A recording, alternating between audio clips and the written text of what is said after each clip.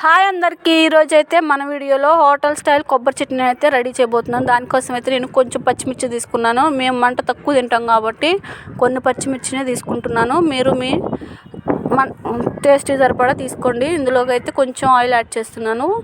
ఇందులో అయితే ఒక చిన్న అల్లం ముక్కనైతే యాడ్ చేసి వేయించుకుంటే ఫ్లేవర్ చాలా బాగుంటుంది. ఇప్పుడు దీక్ష టైంలో కాబట్టి మేము వాడట్లేదు కాబట్టి నేను వేయట్లేదు. మీరైతే కంపల్సరీ యాడ్ చేయండి. ఫ్లేవర్ అయితే చాలా బాగుంటుంది చట్నీకి. ఇప్పుడు ఇందులోకి పచ్చిమిర్చి కొంచెం వేగాక పల్లీలు అయితే యాడ్ చేసేస్తున్నాను. ఇవి ఎక్కువ పచ్చిమిర్చి వేగాల్సిన అవసరం లేదు, ఎందుకంటే ఇందులో ఫ్లేవర్ చాలా బాగుంటుంది, పచ్చిమిర్చి ఫ్లేవర్ కూడా.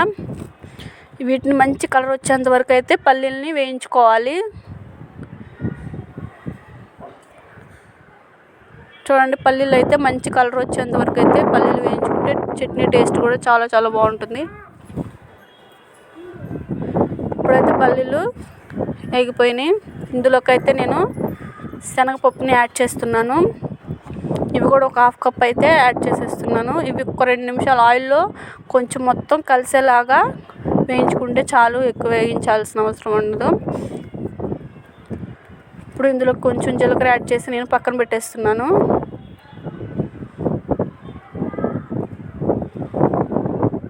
ఇవి పూర్తిగా చల్లారనిద్దాం ఒక 5 నిమిషాలు స్టవ్ ఆఫ్ చేసి.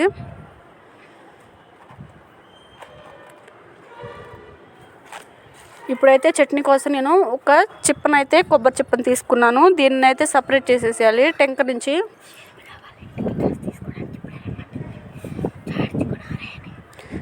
సపరేట్ చేసి నేను ఇలా తీసుకుంటున్నాను. నాకు మిక్సీ గిన్నె చెడిపోయింది కాబట్టి నేను ఇప్పుడు దీన్ని గ్రైండర్లో చట్నీ తయారు చేసుకోవడం కోసం నేను తురుముకుంటున్నాను. ఇట్లా తురుముకొని పక్కన పెట్టుకుంటున్నాను అనమాట. డైరెక్ట్గా ముక్కలు గ్రైండర్లో వేయడం వల్ల గ్రైండర్ అంత బాగా తిరగదు కాబట్టి. ఇప్పుడైతే కొంచెం కొంచెంగా వీటిని యాడ్ చేసుకుంటూ గ్రైండ్ చేసుకుంటున్నాను.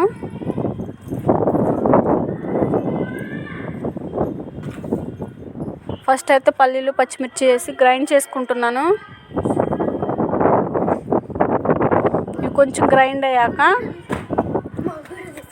కొబ్బరిని కూడా యాడ్ చేసేస్తున్నాను.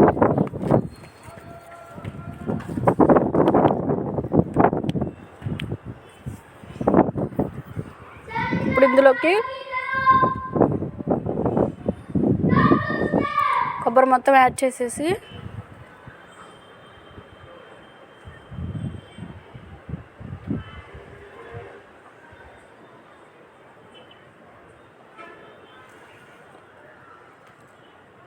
కొంచెం సాల్ట్ కూడా యాడ్ చేస్తున్నాను. ఇప్పుడు కొంచెం కొంచెం వాటర్ యాడ్ చేసేసి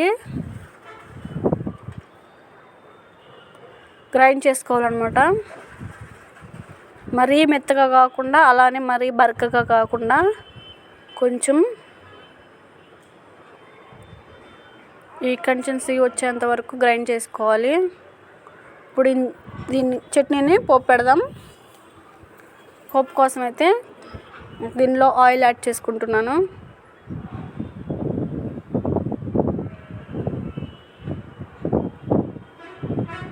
ఇప్పుడు ఇందులోకి తాలింపు దినుసులు యాడ్ చేస్తున్నాను.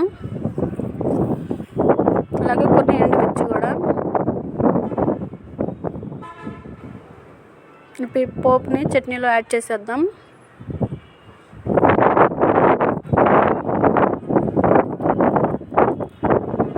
మొత్తం ఒకసారి కలిసేలా కలుపుకొని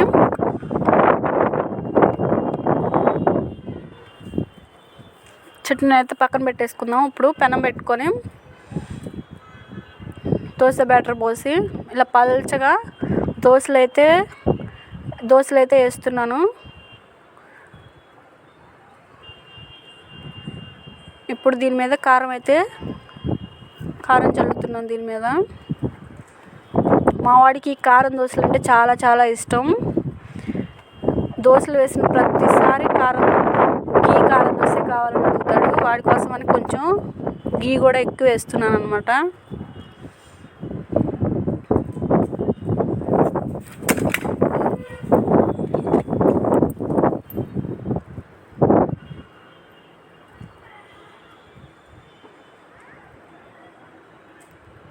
మనకి హోటల్ స్టైల్లో రావాలంటే ఇలా కారాన్ని గీని యాడ్ చేసినప్పుడు మొత్తం ఈవెన్గా స్ప్రెడ్ స్ప్రెడ్ చేసుకోవాలి. అప్పుడు మొత్తం ఒకేలాగా క్రిస్పీగా కాలుతుంది దోశ మొత్తం. అప్పుడు టేస్ట్ చాలా చాలా బాగుంటుంది. చూడొచ్చు దోశ అయితే మంచిగా కాలింది. నేను ఇప్పుడైతే తీసేస్తున్నాను. చూడండి ఎంత రెడ్గా ఎంత క్రిస్పీగా దోశ అయితే కాలిందో. దీన్ని సపరేట్ చేసేసుకున్నాను. అలాగే ప్లేట్లోకి తీసుకుంటున్నా. అలాగే కొబ్బరి చట్నీ గీ కారం దోశ ఎలా ఉందో కామెంట్ చేసి చెప్పండి. నచ్చితే లైక్ అండ్ సబ్స్క్రైబ్. నెక్స్ట్ వీడియోలో కలుద్దాం.